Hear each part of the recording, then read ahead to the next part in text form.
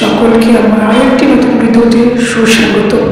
সবাইকে পুজোর পঞ্চমী প্রীতি ও শুভেচ্ছা জানিয়ে লাস্ট পরীক্ষার দিনে একটা ছোট্ট ভিডিও নিয়ে আমি হাজির। দেখতে পাচ্ছ কাস্তেপাড়া থেকে রানাঘাট পৌঁছে গেছিলাম পরীক্ষা দিতে। আর পরীক্ষার টেনশন আর কোনো ভিডিও করিনি, এখন ভিডিও করছি। ফেরার পথে দেখতে পাচ্ছ অল্প কিছুটা বৃষ্টিও হয়ে গেছে, আর যেতে যেদিকে এই দিকের পথ একদম শুকনো। আর রানাঘাটে মারাত্মক ভিড় সবসময়ই থাকে, দেখাচ্ছে দেখো কত জ্যাম পড়েছে এইটুখানি রাস্তার মাঝখানে। মানে যেতে আসতেই মানে সময় যায় পরীক্ষা দেওয়ার থেকে বেশি। দেখো টোটো আর টোটো, আমাদের সামনের দিকেও ভিড়, এদিকেও ভিড়। যাই হোক চলো, আজকে হচ্ছে রবিবারের ভিডিও ছাড়ছি।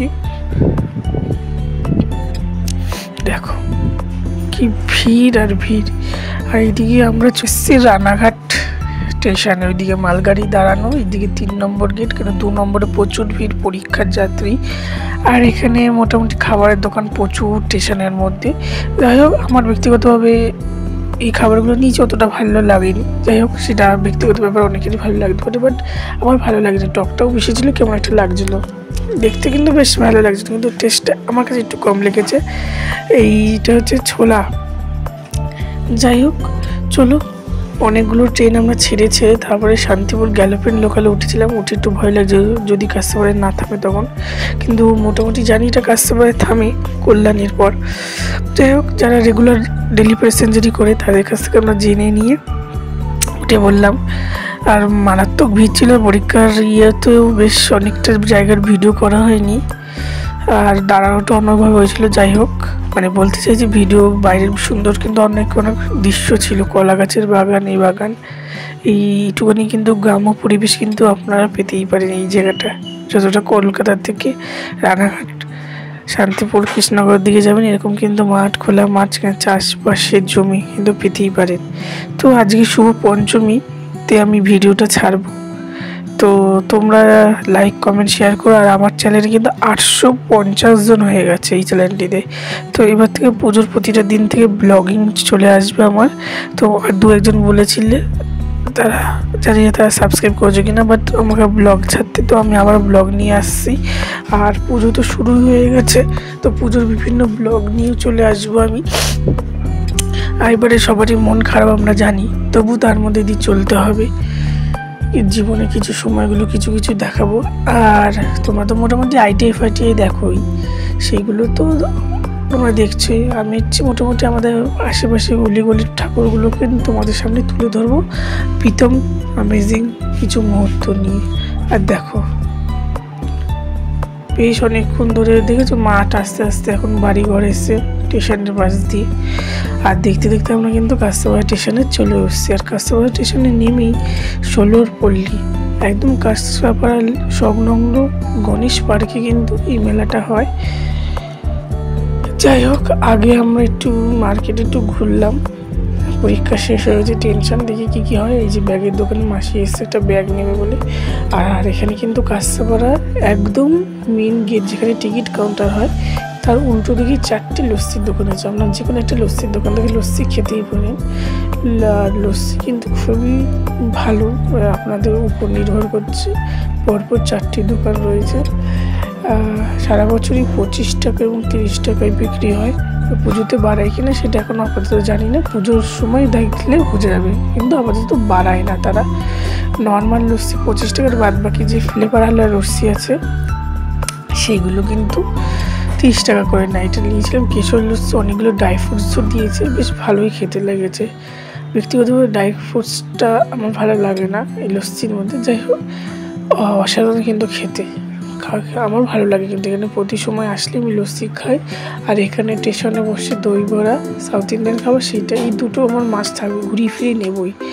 আর এই দেখো স্টেশনে কি ভিড়, সবসময় ভিড় থাকে, এখন আরও ভিড়, কারণ এখন সব আইটিআই তো সামনে, এই কারণে। এই যে দেখো ষোলোর পল্লীর প্যান্ডেলটা একদম স্টেশনের কাছে। আর যেহেতু এখনও ভিড় নেই, টুক করে ফাঁকায় মাকে দেখে চলে যাবো, যেহেতু মাও চলে এসছে। আর সবাই তাই করছে, পিছনে গেট দিয়ে ঢুকে দেখো গত বছরও এরকমই থিমে করেছিল, কালারটা সবুজ সবুজ ছিল। গত বছর মৎস্য করেছিল, এবার একটা অন্য কিছু করেছে, যাই হোক মনে পড়ছে না, মনে পড়লে জানিয়ে দেবো। এই যে মা অসাধারণ হয়েছে, গত বছর একটু অসাধারণ হয়েছিল। এখানে ঠাকুরটা কিন্তু খুব অসাধারণই করে। গত বছর হয়তো ভিডিওগুলো দেখেছো যারা আছো। এই কেমন লাগলো বলো, একদম শান্ত স্নিগ্ধ পরিবেশে মনে হচ্ছে, দেখো। আর এই যে আমাদের মা, এই ঠাকুরটিকেই পুজো করা হবে যত সম্ভব। ছোট ঠাকুর আসবে, এই বড় ঠাকুরটাকে রেখেছে। কার্তিক, সরস্বতী, দেবী দুর্গা বেশ সুন্দর করে কিন্তু সাজিয়েছে গয়নাগাটি দিয়ে।